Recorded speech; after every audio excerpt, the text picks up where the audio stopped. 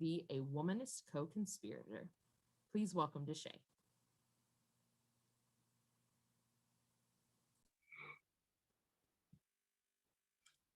I would be remiss as well as in trouble if I didn't thank our lovely moderator of the Bright Black Seminarians, who I affectionately just call my president. Thank you, Chelsea, for that. And also in Black church fashion, I want to give thanks to the president, deans, Reverend Fluker, and we also have to include Lauren because Lauren makes a lot of things run here. I want to thank you for this opportunity, this privilege, and this honor to be in this space, to be a part of celebrating Black voices here at our Bright Chapel experience. So I'm gonna ask you to interact just a little bit, not much, I'm not gonna pull much. But the first thing I'm gonna ask you to do is to breathe in through the nose with me, and out through the mouth. Creator and sustainer, God, we give thanks for the witness here that is just waiting for something new, something to shake up, something to restore, to heal, and to bless. God, we ask that a word be present today from you, not of my own pettiness, not of my own intentions, not of my own selfish needs, but God, of the needs you call for us to meet. We raise all these things and we ask that you decrease me and increase thee in this time. Amen. Beware? Caution? Oh, baby, no. What is you doing? I mean, how could this happen? How could they do that? What the? How is it possible that we reside in a context where Christianity was fine to colonize and go ahead and hold on to that thought, but will be the first to claim victimization in our current season? Is that in a global pandemic, how is it possible that places who claim to care about the humanity of others also continue to be petri dishes of coughing crusaders for Christ, spreading a gospel that is literally death dealing to members of creation? We've seen, we've watched, and we've captured some of the escapes of many persons in power, with power, who decide to contribute to our systems of oppression. Specifically, let's talk about the food apartheid that happens that then allows its victims to be gaslit because when they go to get the health that they need, they are told, maybe you should eat better, exercise more. But that's not necessarily the point, but maybe it is, because the glaring word in this text to me, and honestly, y'all, it triggers my flight or fight. See, it triggers my anxiety to ask, how much more do we have to avoid, or how much longer? And I honestly am sick and tired of being sick and tired. And I believe that this text warning, though, isn't an exaggeration, honestly, but it's really leaning to self and community preservation. So I want us to sit with this word beware, and I want you to sit with me as I go through, because beware might mean beloved. Exist where affirmation resists elimination. Let me say that again. Beware means beloved. Exist where affirmation resists elimination, and deny false prophets that proclaim unity when they're only trying to profit off of your identity. See, there is a push in the rhetoric of all body parts matter, yet eyes have not seen and ears have not heard, and maybe this is why no one is coming to help. See, if all the body parts matter, then why is a Band-Aid slapped on those of us who need stitches? These tactics of unification serve as a devaluation to our whole selves because only parts of us have been welcome at the table. Only parts of us have truly been sought after. And honestly, our holiness or our holiness will be left with nothing but holes. When we live in spaces where affirmation resists elimination, we preserve our ability to keep our wholeness intact, y'all. And we deny places and persons this ability because they choose to prey on us. Beloved, exist where affirmation resists elimination. See, beware means, beloved, exist where authenticity resists elimination. One more time. Beloved, exist where authenticity resists elimination and deny false prophets that let you know that all skin folk ain't kinfolk. And just because something looks like you doesn't mean that it's gonna like you, doesn't mean that it's gonna help you, and it will also not recognize you as the same created being. The systems of oppression that upheld these ideas that we know to be things of whiteness, of patriarchy, of misogyny, of heteronormativity, just trickle down and affect minds in such a way that persons believe these ideals to be second nature to them, but somehow forget that they are being oppressed too. Somehow trickle-down economics works in this circle, but it never works anywhere else. See, these wolves in sheep's clothing will do everything they can to get close to you.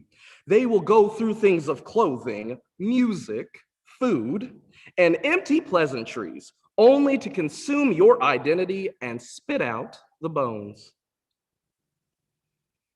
When we exist in an authentic ways that resist elimination, we resist systems that pit us against each other to do the dirty work so that their wool is scored and cleaned. And if you don't know anything about sheep or cleaning wool, that's the process of cleaning wool. You score it, but it seems like we're keeping a different type of tally for some of us. Resist systems that seek to eliminate your authenticity. This one is a little more specific, but honestly, the message reads for all. So hear me. For my Black persons and my pro-Black friends, or always borrowing Dr. Katie Hayes' use of co-conspirator, my Black friend co-conspirators, beware means beloved. Exist where abundance resists elimination, and deny false prophets that produce and sell strange fruit. See, this is a fruit that continues to take the more it is consumed, and it poisons the land with its demand for blood. Mother Billie Holiday crooned an eerily haunting tune that is just as sacred as the words we find in our sacred text of the Book of Lamentations. She sings, "Southern trees bear a strange fruit, blood on the leaves and blood at the root. Black bodies swinging in the southern breeze, strange fruit hanging from the poplar trees." See, when abundance resists elimination, the idea of scarcity becomes as scarce as its name.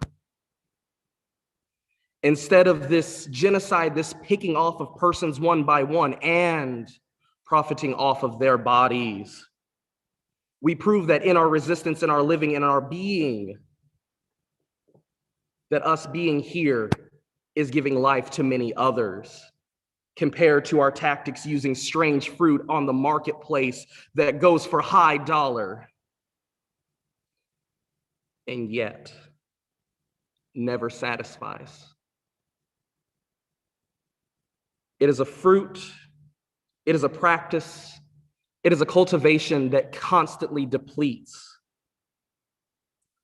Beloveds, Exist where but abundance resists elimination, and turn to each other and this ground that has been poisoned, and root ourselves, knowing that we cannot be poisoned, that we cannot be poisoned, that we cannot be taken down, that we cannot be used as the fertilizer that continues to perpetuate a system that would rather continue to sell us. And honestly, melanin is a really pretty thing, so questionable, but continues to use our bodies for their own labor. And yet, strange fruit is in high demand.